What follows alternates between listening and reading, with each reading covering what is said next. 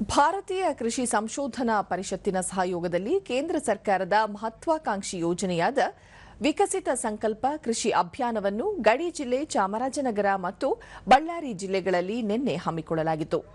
ಈ ವೇಳೆ ವಿವಿಧ ತರಕಾರಿಗಳು, ಮಣ್ಣಿನ ಆರೋಗ್ಯ, ಅದರ ಪರೀಕ್ಷೆ ಮತ್ತು ಫಲಿತಾಂಶ, ರಾಸಾಯನಿಕ ಗೊಬ್ಬರ ಬಳಕೆ, ಜೈವಿಕ ಗೊಬ್ಬರದ ಮೂಲಕ ಬೀಜೋಪಚಾರ, ಯಂತ್ರೋಪಕರಣಗಳ ಬಳಕೆ ಮತ್ತು ರೋಗ ನಿಯಂತ್ರಣ ಕುರಿತಂತೆ ರೈತರಿಗೆ ಅರಿವು ಮೂಡಿಸಲಾಯಿತು.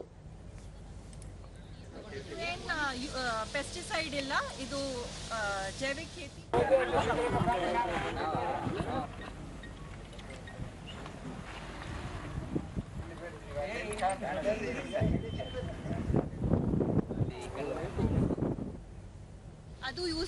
ಚಾಮರಾಜನಗರ ಜಿಲ್ಲೆ ಯಳಂದೂರು ತಾಲೂಕಿನ ಗೌಡಹಳ್ಳಿ ಗ್ರಾಮದಲ್ಲಿ ಎನ್ಬಿಎಐಆರ್ ಹಿರಿಯ ವಿಜ್ಞಾನಿ ಡಾಕ್ಟರ್ ಅಂಕಿತಾ ಗುಪ್ತಾ ಅಭಿಯಾನದ ಸಲುವಾಗಿ ರೈತರ ಬಳಿಗೆ ಬರುತ್ತಿರುವ ಕೃಷಿ ವಿಜ್ಞಾನಿಗಳು ಕೀಟಬಾಧೆ ತಡೆಯಲು ಅಗತ್ಯ ಸೂಚನೆಗಳನ್ನು ನೀಡುತ್ತಿದ್ದಾರೆ ಎಂದರು. ಕಂಟ್ರೋಲ್ ಆಗುತ್ತೆ, ಬೇರೆ ಏನು ಇನ್ಸೆಕ್ಟಿಸೈಡ್ ಯೂಸ್ ಮಾಡಬೇಡ, ಮಿಕ್ಸ್ ಮಾಡಬೇಡ, ಬರೀ ಇದು ಜೈವಿಕ ಫಾರ್ಮುಲೇಷನ್ ಬಯೋಪೆಸ್ಟಿಸೈಡ್ ಶತಪಥ ಆರ್ಮ. ವಿಜ್ಞಾನಿ ಡಾಕ್ಟರ್ ಶಾಲಿನಿ ರೈತರಿಗೆ ವಿಜ್ಞಾನಿಗಳಿಂದ ತಾಂತ್ರಿಕತೆ ಕುರಿತು ತಿಳಿಸುವುದು ಅಭಿಯಾನದ ಮುಖ್ಯ ಉದ್ದೇಶ ಎಂದರು. As part of this, actually, we are here from June 29th onwards, and this program will be going up to 12th of June.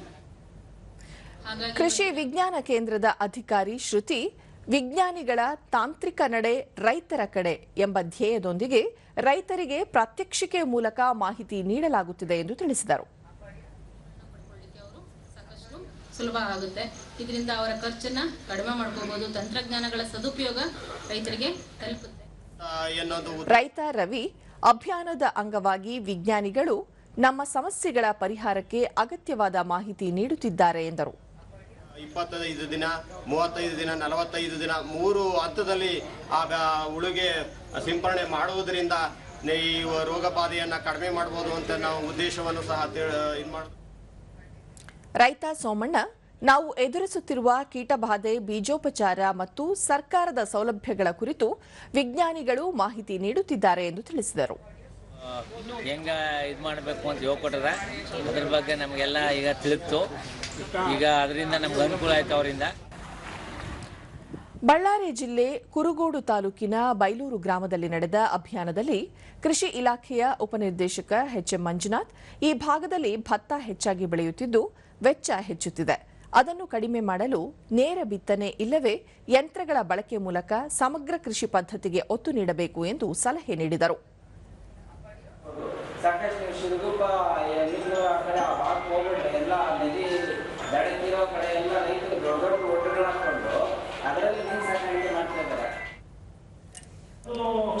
ಕೀಟಶಾಸ್ತ್ರಜ್ಞ Anand Kumar, ಮೆಣಸಿನಕಾಯಿ ಬೆಳೆಯನ್ನು ಕಾಡುವ ಥ್ರಿಪ್ಸ್ ಕೀಟಬಾಧೆ ತಡೆಯಲು ಹೊಲದ ಸುತ್ತಲೂ ಇತರೆ ಬೆಳೆಗಳನ್ನು ಬೆಳೆಯುವುದು ಮತ್ತು ಬೇವಿನ ಬೀಜದ ಕಸಾಯ ಸಿಂಪಡಣೆ ಮಾಡುವುದರಿಂದ ಉತ್ಪಾದನಾ ವೆಚ್ಚ ಕಡಿಮೆಯಾಗಲಿದೆ ಎಂದರು.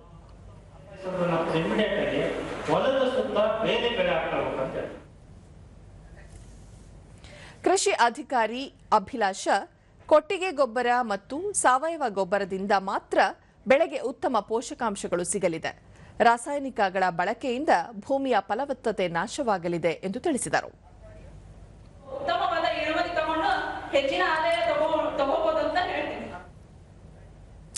ಕೃಷಿ ಸಂಶೋಧನಾ ಕೇಂದ್ರದ ವಿಜ್ಞಾನಿ ಎಸ್ ರವಿಕುಮಾರ್, ಪ್ರಧಾನಿ ನರೇಂದ್ರ ಮೋದಿ ಅವರ ಸಂಕಲ್ಪದಂತೆ ಅಭಿಯಾನ ಹಮ್ಮಿಕೊಂಡಿದ್ದು ಕೃಷಿ ಯೋಜನೆಗಳು ಮತ್ತು ಸರ್ಕಾರದ ಸೌಲಭ್ಯಗಳ ಕುರಿತು ರೈತರಿಗೆ ಮಾಹಿತಿ ನೀಡಲಾಗಿದೆ ಎಂದರು. ಕಲ್ಯಾಣಕ್ಕಾಗಿ ಆ ಯೋಜನೆಗಳನ್ನು ಪ್ರಮುಖವಾಗಿ ನಾವು ಈ ಅಭಿಯಾನದಲ್ಲಿ ರೈತರಿಗೆ ಮನವರಿಕೆ ಮಾಡ್ತಾ ಇದ್ವಿ. ರೈತ ಕೆ ರಂಗಾರೆಡ್ಡಿ, ಈ ಅಭಿಯಾನದಿಂದ ಭೂಮಿಗೆ ಬಳಸುವ ರಾಸಾಯನಿಕಗಳಿಂದ ಆಗುವ ಅಪಾಯ ಹಾಗೂ ಕೃಷಿಯಲ್ಲಿ ಖರ್ಚು ಕಡಿಮೆ ಮಾಡಲು ನೆರವಾಗುವಂತಹ ಮಾಹಿತಿಗಳು ಸಿಕ್ಕಿದೆ ಎಂದರು.